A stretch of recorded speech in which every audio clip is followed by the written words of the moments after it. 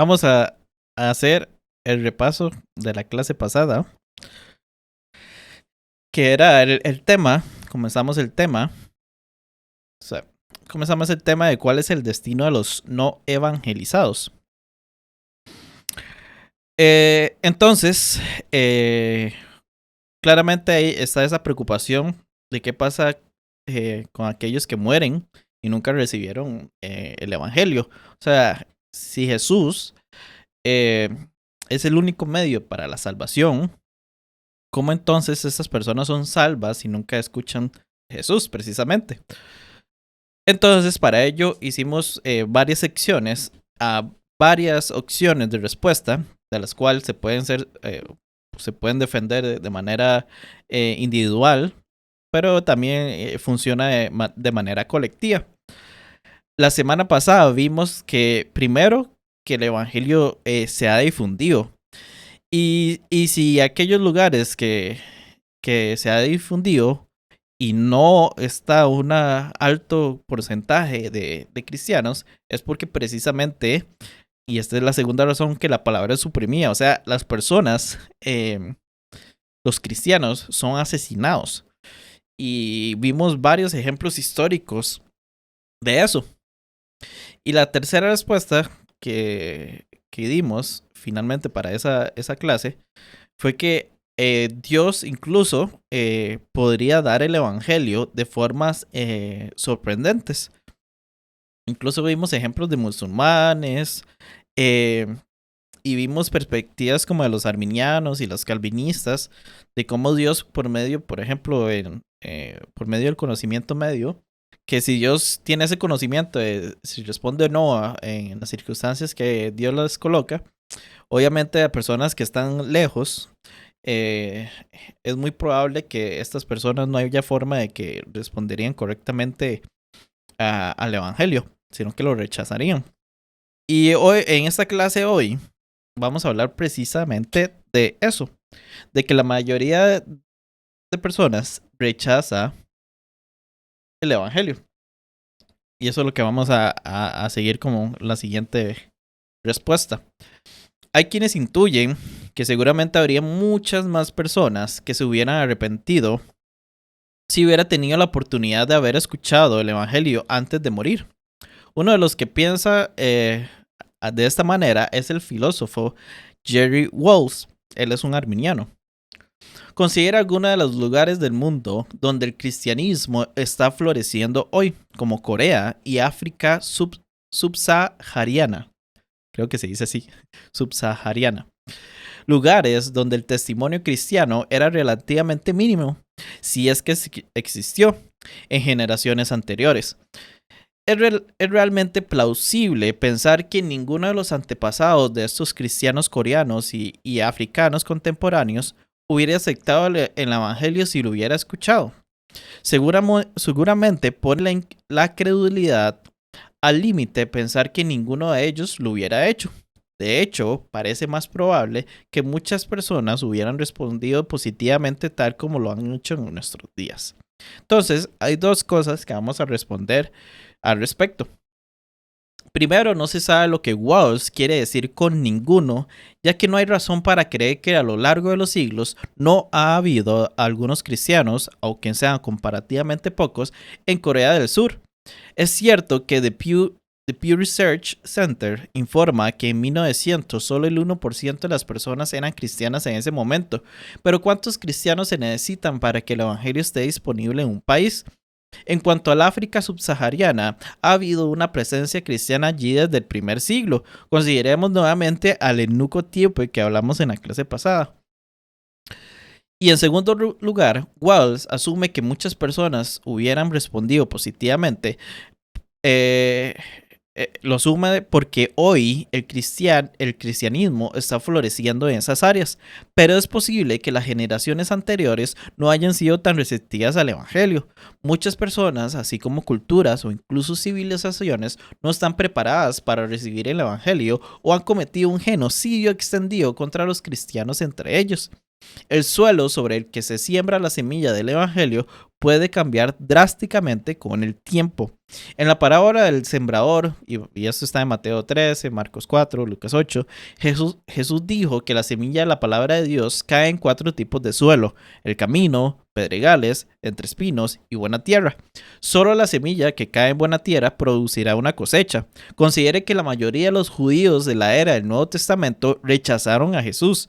En su ciudad natal de Nazaret, la gente lo descartó como si no fuera nada especial. Le dijo: ¿no es este el hijo de José? Y a esto Jesús respondió: pues bien, les aseguro que a ningún profeta lo aceptan en su propia tierra. No cabe duda de que en tiempos de Elías, cuando el cielo se cerró por 3 años y medio, de manera que hubo un gran hambre en toda la tierra, muchas viudas vivían en Israel. Sin embargo, Elías no fue enviado a ninguna de ellas, sino a una viuda de Sarepta en los alrededores de Sidón. Asimismo, había en Israel muchos enfermos de lepra en tiempos del profeta Eliseo, pero ninguno de ellos fue sanado sino Naamán el sirio. Entonces, la familiaridad con Jesús engendró desprecio en lugar de sumisión.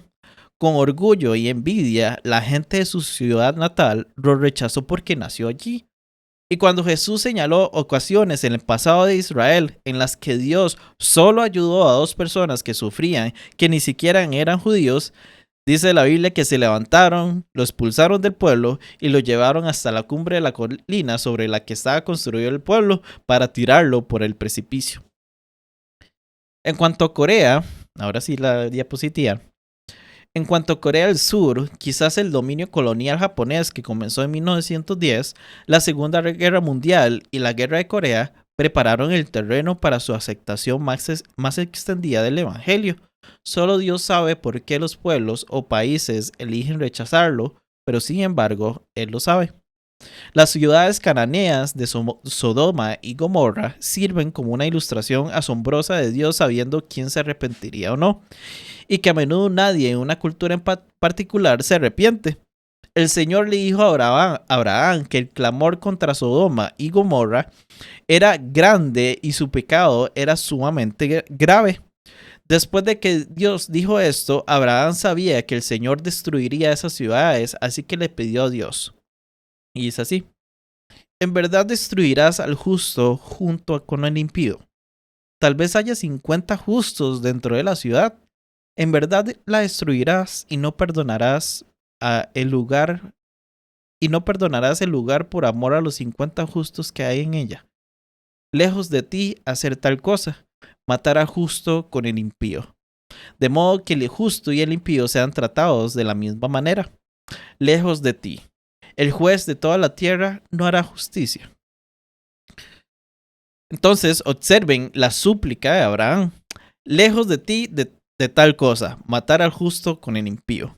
En otras palabras, Abraham estaba preocupado precisamente por el tema de la justicia de Dios. Se veía matar a gente que no debería. Abraham estaba preocupado por lo que los mismos escépticos se quejan. ¿Cómo respondió el Señor?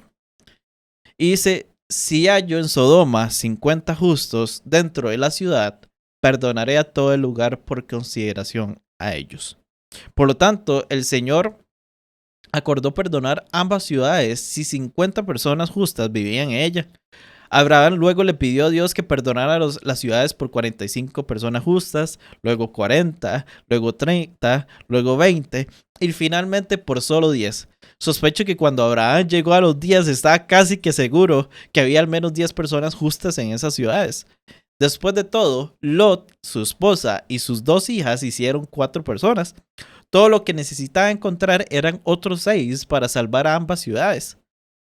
Y el Señor respondió: no la destruiré por consideración a los 10. Y no se puede exagerar la importancia de esto. Abraham hizo exactamente la misma pregunta que muchos se hacen hoy. ¿Es justo que Dios mate a los inocentes? O en el caso de los no evangelizados, a los que se arrepentirían si tuvieran la oportunidad. En Génesis 19 aprendemos que después de la conversación de Abraham con el Señor, 2 ángeles llegaron a Sodoma y se quedaron en la casa de Lot. Pero esa noche los hombres de la ciudad, tanto jóvenes y viejos, rodearon la casa y exigieron que Lot enviara a los ángeles afuera para que pudieran tener sexo con ellos.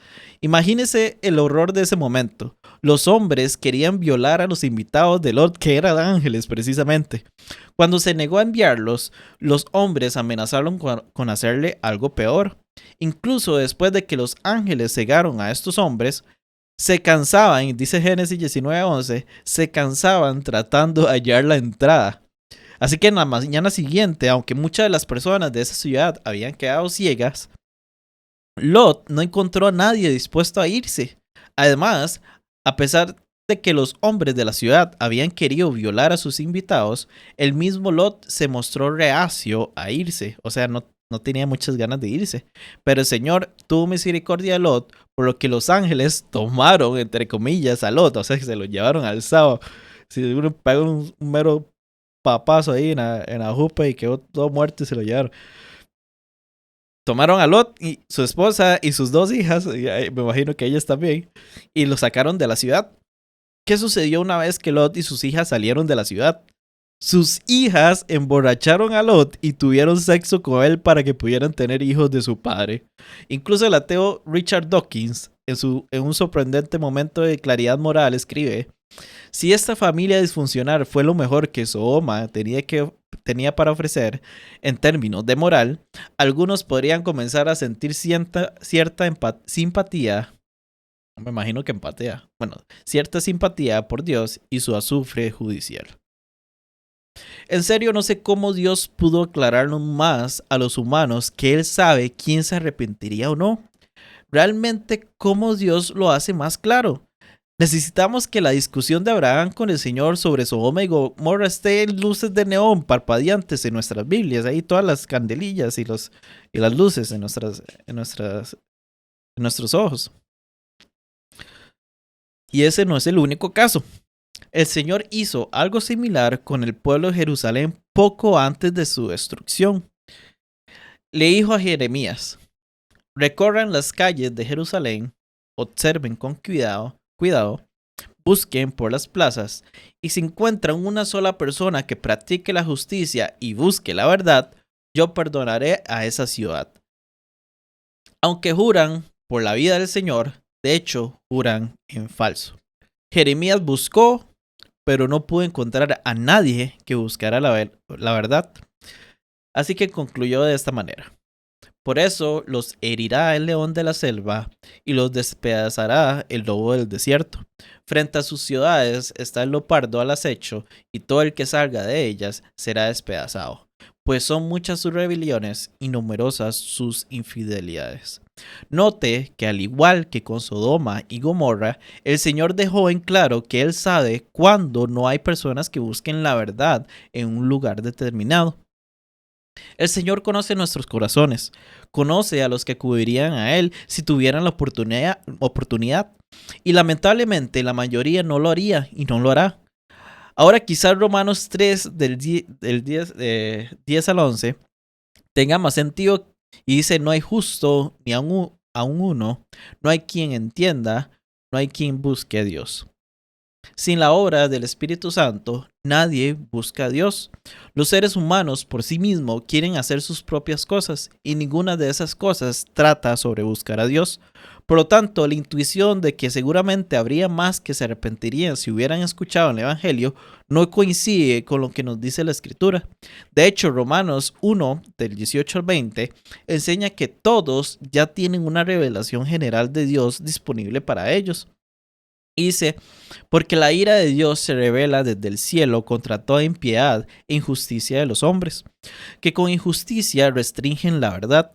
Porque lo que se conoce acerca de Dios es evidente dentro de ellos, pues Dios se lo hizo evidente. Porque desde la creación del mundo, sus atributos invisibles, su eterno poder y divinidad, se han visto con toda claridad, siendo entendidos por medio de lo creado, de manera que no tienen excusa. John Feinberg, en su libro Las muchas caras de la maldad en inglés, escribe lo siguiente: de modo que todos tienen la revelación suficiente para saber que hay un Dios, algo de cómo es Él y un sentido del bien y del mal. Eso no está en lo que leímos, pero más adelante en el Romanos 2 dice que los gentiles, o sea, las personas que no eran judíos en ese momento, guardaban de cierta manera la ley en su conciencia. Entonces, por eso dice aquí, también tenía un sentido del bien y el mal. Pablo agrega que como resultado no tienen excusa. Los escépticos que opinan que Dios no dio suficiente evidencia para justificar la creencia en Él están tristemente equivocados. El resultado natural de observar la creación debería llevar a la gente a la conclusión de que hay un Dios que creó el universo, y eso tenemos demasiada evidencia de cómo físicos y astrónomos eh, se hacen cristianos precisamente por esa razón, por estudiar el universo. Así que volvamos a Dios transmitiendo el mensaje de diferentes maneras. En Job 33, del versículo 14 al 18, leemos estas asombrosas palabras. Ciertamente Dios habla una vez y otra vez, pero nadie se da cuenta de ello. En un sueño, en una visión nocturna, cuando un sueño profundo cae sobre los hombres mientras dormitan en sus lechos, entonces Él abre el oído de los hombres y sella su instrucción para apartar al hombre de sus obras y el orgullo guardarlo. Libra su alma de la fosa y su vida de pasar al Seol. El Seol es el infierno, o el lugar de descanso precisamente. Así que por lo tanto, Dios puede llegar a las personas y compartir el evangelio con ellas a través de sueños o visiones. Es algo que lo que vimos la vez pasada en Musulmanes. Feinberg nuevamente escribe: aquellos que no obtienen esa información del evangelio no dejan de obtenerla porque era imposible obtenerla. Más bien, no la obtienen porque rechazan la verdad que tienen y no buscan más la verdad acerca de Dios. Feinberg concluye de esta manera: como resultado, incluso aquellos que nunca escucharon el Evangelio son culpables ante Dios. Son culpables porque ya tienen cierta revelación de Dios y la han rechazado. Y podrían tener mucho más, incluir el mensaje de salvación, si quisieran. Pero nadie por sí solo quiere más verdad o quiere vivir de acuerdo con la verdad que tienen, según Pablo. Por lo tanto, el hecho de que no tengan esta información adicional no es culpa de Dios, es su elección.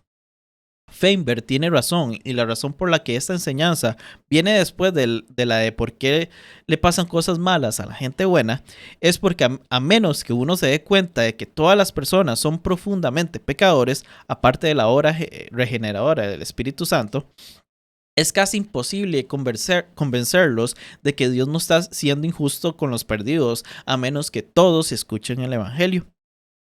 Clay Jones nos relata lo siguiente. Voy a tomar un poquillo de agua. Clay Jones dice: no obstante, hay algunos que objetan que incluso aquellos que no se arrepentirían deberían haber recibido el mensaje del Evangelio. Siempre respondo que no voy a invitar a William Kay, también conocidos como Su Alteza Real, el Duque de Cambridge, y Su Alteza Real, la Duquesa de Cambridge, a mi próxima fiesta de cumpleaños. Dejando de lado que estoy bastante seguro de que eclipsarían las festividades que se supone que son en mi honor, sé con certeza que no asistirían. Mi conocimiento al respecto está muy por debajo de la certeza matemática. Dado que ese es el caso, ¿por qué debería invitarlos? El hecho de que una invitación a mi fiesta de cumpleaños es infinitamente menos valiosa que la invitación a ser salvo es irrelevante. Dios conoce con certeza a aquellos que aceptarían o rechazarían su oferta de salvación y no está obligado a asegurarse de que aquellos a quienes Él sabe que no asistirían reciban una invitación. Pero eso deja un último problema por resolver. ¿Qué pasa con los niños que mueren antes de tener la oportunidad de responder al Evangelio? Así que vamos a ver lo siguiente, que sería los niños y la salvación. Y con eso vamos a terminar la clase. Aunque los cristianos difieren acerca de si todos los niños serán salvos, muchos de ellos, incluidos apologistas como Norman Geisler, William Lane Craig y Greg Koukl, han argumentado que todos los que mueren antes de la edad de responsabilidad serán salvos. Y vamos a ver Deuteronomio 1:39, qué es lo que es la edad de responsabilidad. Dice así: y vuestros pequeños que dijisteis que vendrían a ser presa, y vuestros hijos que hoy no tienen conocimiento del bien ni del mal, entrarán allá y a ellos yo les daré y ellos lo poseerán. Esto está hablando de la tierra prometida, que no lo está dando a Moisés, sino a otras generaciones. Pero precisamente estos, hay niños, parece ser por la Biblia, que no tienen conocimiento del bien y el mal y por lo tanto no tienen responsabilidad sobre sus acciones. Entonces, si no tienen responsabilidad sobre sus acciones, obviamente no se les puede negar la entrada al cielo porque cumplieron algo cuando no sabían. Entonces, esta es la edad de responsabilidad. Entonces, hay una los niños a cierto punto de su vida van a entender qué es el conocimiento del bien y el mal, pero antes de eso no lo tienen. Así que, bueno, antes de eso, abajo vienen algunas cuestiones que pueden buscar después. Obviamente estas, para los que están en el Discord, están estas presentaciones y pueden copiar y pegar desde ahí estos enlaces que salen. Porque aquí hay flojera ir uno por uno, desde el video. Ahí están en el Discord los PowerPoints, en el canal de PowerPoints. Entonces, ellos basan esto en pasajes como Lucas 18, 16 al 17, donde Jesús dijo: dejad que los niños vengan a mí y no se lo impedáis, porque los que son como estos es el reino de Dios. En verdad os digo, el que no recibe el reino de Dios como niño no entrará en él. Así como el teólogo Miller Erickson pregunta: ¿podría ser que Jesús estaba usando como lección objetiva en su súplica por una cierta cualidad individuos que en realidad no encarnan esa cualidad? Eso parecería realmente extraño. Por lo tanto, si Jesús está afirmando que los que entrarían en el reino debían ser como estos niños, parece estar afirmando como premisa de su argumento que estos niños estaban en el reino. Así que con respecto a los bebés, Christopher Morgan y Robert Peterson señalan lo siguiente. Aunque sus razones pueden diferir dependiendo de otros compromisos teológicos, y aunque algunas de sus razones son mejores que otras, los evangélicos generalmente están de acuerdo en que los bebés fallecidos estarán en el cielo. Entonces, ¿cuál es el fundamento que los teólogos brindan por el que los niños son salvos? Ronald Dash dice lo siguiente: los bebés son inocentes en el sentido de que cualquiera que sea su disposición natural al pecado, su condición de bebés les hace imposible saber o comprender las cosas que sería necesario para ellos para realizar actos buenos o malos. Por lo tanto, no son agentes morales. R.A. Webb también dice así: se desprenden de estas y de una multitud de declaraciones similares que la retribución futura y final se graduará de acuerdo con las acciones realizadas en el cuerpo. Pero la providencia de Dios ha impedido a los infantes cometer actos responsables de cualquier tipo en el cuerpo, y por consiguiente, los infantes no son condenados por estas premisas, y no hay relato en las escrituras de ningún otro juicio basado en otros fundamentos. Esta creencia no es nueva para el cristianismo. De hecho, Agustín de Hipona, que murió 430 después de Cristo, escribió esto también. ¿Quién sabe qué recompensa reserva Dios en el lugar secreto de su juicio para los niños que, aunque no han actuado correctamente, no están por otro lado abrumados por el pecado? Entonces, los cristianos están de acuerdo que los niños hacen cosas malas, obviamente, pero no tienen esa conciencia de pecado o de maldad y bien. Continúo. Porque no en vano la iglesia elogia como mártires a los niños que fueron sacrificados cuando Herodes quiso matar a Jesucristo, nuestro Señor. Entonces, es importante agregar que quienes sostienen que los niños se salvan también incluyen tradicionalmente a los discapacitados mentales en la categoría de niños, por lo que ellos también se salvarán. Otras palabras, si hay personas, por ejemplo, con un Asperger o una forma de autismo muy fuerte, conozco muchas personas en mi vida y que pasan esto, que prácticamente son hay que estar, es como una persona que toda su vida va a depender de alguien. De hecho, hay un TikToker que el hermano es así, claramente esas personas no tienen conciencia del bien y el mal y por lo tanto no son responsables de sus acciones, aunque cometan cosas malas. Entonces estos también serían salvos. Así que, ya para terminar, como escribió Clay Jones, hay una advertencia a esto en el Christian Research Journal. Y es así. Esto es una advertencia.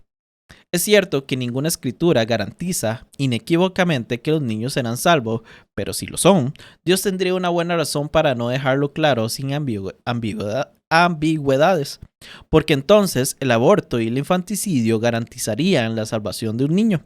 Imagínense los abusos que se producirían a partir de ese conocimiento. Cualquiera que sea el caso, podemos descansar en el amor y la misericordia de Dios con respecto a su destino. Y ya para terminar, el resumen y los remasters de todas estas cosas, el resumen de esta clase sería: Dios se asegurará de que aquellos que se arrepentirían vayan a tener la oportunidad. Por lo tanto, nadie irá al infierno y perderá la oportunidad de estar en el cielo porque no escuchó el evangelio. Y colorín colorado, este cuento se ha acabado. Por ejemplo, en el caso de Anthony Flew, que ya al final de su vida se hizo deísta, pero en su propio libro declara de que la figura de Jesús le llamó la atención. ¿Qué pasa con aquellas personas que al final de su vida le llama la atención el evangelio, pero después de eso muere? ¿Sí Sí, me buena escuché? pregunta. Sí la entendí. O sea, es que ya tuvieron su vida, ¿verdad? Y si al final Sí. no, a pesar de que le parece bonita la situación de Jesús y sus enseñanzas, y al final de verdad no dispusieron su corazón a aceptarlo y ser Señor de su vida, no creo que vayan a Y tener que un llegan a buen lugar al final. arrepentirse. Sí, ya tuvieron su vida, no son como los niños que son abortados que ni siquiera pudieron vivir. Entonces, de nuevo. ¿Alguien más? Ok, ya. El Joa 17. Ay, yo tengo como que dos para agregar pues, en la que comentaba sobre tus tres respuestas. En la tercera, para mí, yo no sé, pues, claro que son supuestas suposiciones, pues, pero para mí creo que sería más lógico, no más lógico, sino que creo que lo vería mejor de que en vez de crear un, por decirlo así, un universo alterno para esas personas que no lograron venir a ese mundo por las decisiones de otras, pienso yo que en cierto plano o en el cielo, por ahí, Dios les habla, creo yo, o les responde de que si ellos realmente quieren venir aquí, puesto que al fin y al cabo son un alma, pues entonces solo ocuparían un cuerpo y de decirles de que si ellos quieren venir a ese mundo a vivir la vida como tal o simplemente se quedan en el cielo adorando, pues porque igualmente ellos no tuvieron la culpa de algo, pues. Y lo otro sería de que de lo que hablabas de... Antes de que digas eso, voy a responder eso primero. Creo que mezclaste las dos respuestas que yo creo que eran diferentes. Una era sobre que al final van a tener una segunda oportunidad y otra que mencionaste los universos paralelos, que voy a corregirte eso.